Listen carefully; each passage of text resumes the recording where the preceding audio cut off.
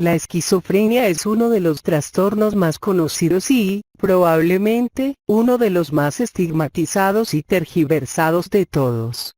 Se trata de un conjunto de síntomas y signos peculiares, tanto positivos como negativos, que han estado presentes durante al menos el periodo de un mes en un intervalo de 6 meses. La alteración no es explicable por un trastorno esquizoafectivo o un trastorno del estado de ánimo con síntomas psicóticos y no es debida a los efectos fisiológicos directos de alguna sustancia o una enfermedad médica.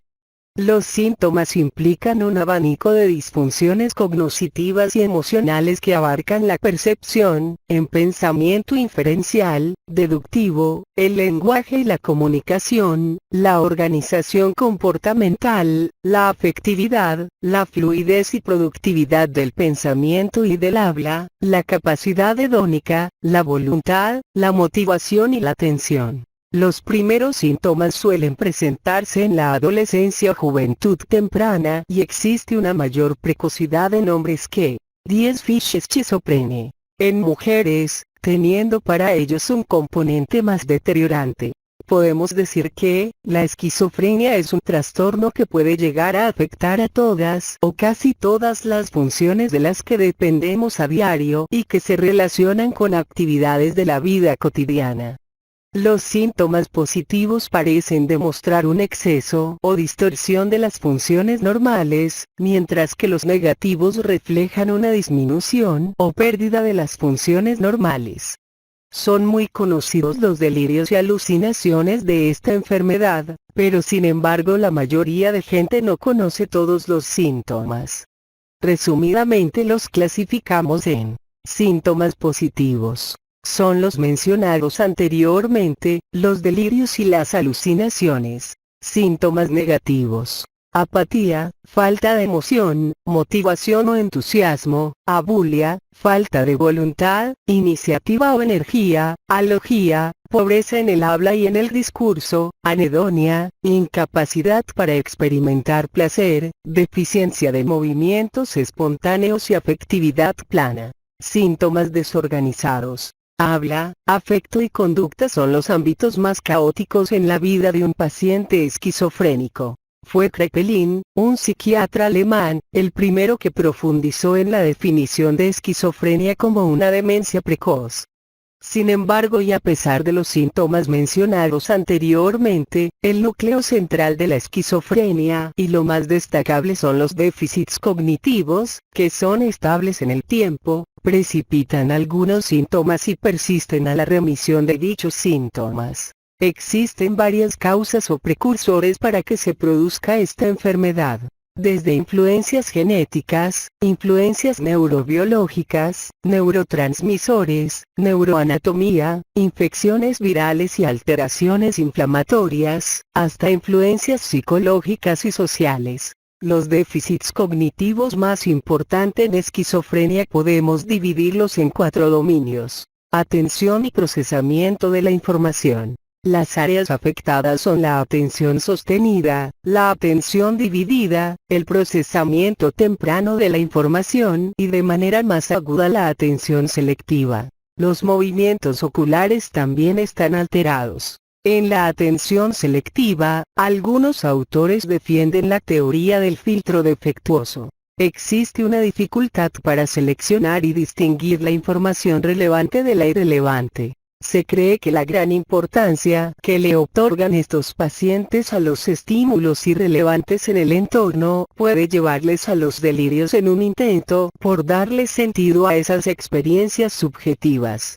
2. Memoria y aprendizaje. Algunos estudios apuntan a que la memoria está más afectada que otras funciones ejecutivas. La memoria declarativa correlaciona con la relación social, laboral y la independencia. Los déficits no se deben a un rápido olvido, sino a una defectuosa codificación y recuperación. También existe un ligero déficit en el reconocimiento.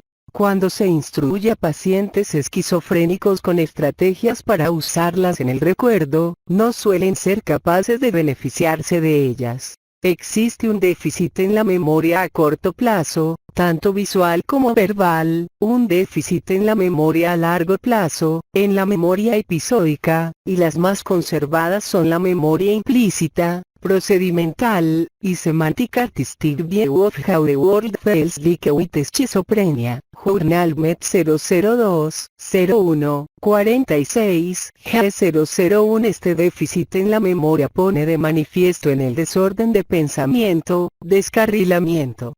Las grandes dificultades que suelen tener estos pacientes para reconstruir su historia personal pone de manifiesto el daño en la memoria episódica.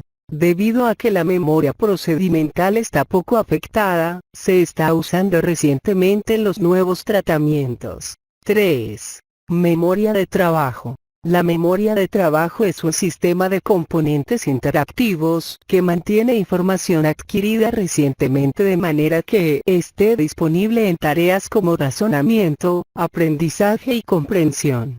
Es importante para la ocupación laboral y la independencia. Sus circuitos se relacionan con la corteza prefrontal, por lo que estos pacientes presentan una hipofrontalidad en estudios de neuroimagen. El déficit en esta memoria parece correlacionar con el desorden de pensamiento y el habla desorganizada. El mundo percibido depende de un equilibrio entre la estimulación inmediata y la información pasada e interiorizada. La memoria de trabajo es la que se encarga de alcanzar esta conexión, dando continuidad temporo-espacial a la experiencia personal. Si este mecanismo falla, el mundo se percibe como fragmentado. 4. Funciones ejecutivas. Las funciones ejecutivas son aquellas que nos permiten responder y adaptarnos al entorno. Habilidad para diseñar un plan, para usar conceptos abstractos, para preparar y ejecutar acciones, para desarrollar estrategias, para integrar la conducta y funciones de automonitorización y evaluación de los errores durante la realización de una tarea. También se relacionan con la ocupación laboral y la independencia. Por otro lado, la vigilancia correlaciona con el funcionamiento social y laboral. Los síntomas negativos como aplanamiento afectivo, alogía o retraimiento social, son los que más correlacionan con una pobre actuación en medidas de función ejecutiva.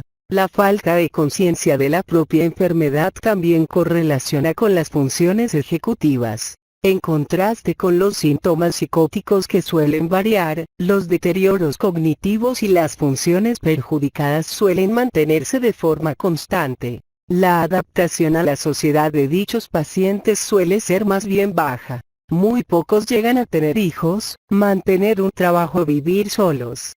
Pero quizás estas discapacidades vienen más de los prejuicios de la sociedad que de la propia falta de habilidad de los propios pacientes. En cuanto al éxito de los tratamientos, podemos decir que es bastante limitado cuando se trata de intervenciones conductuales enfocadas al deterioro funcional.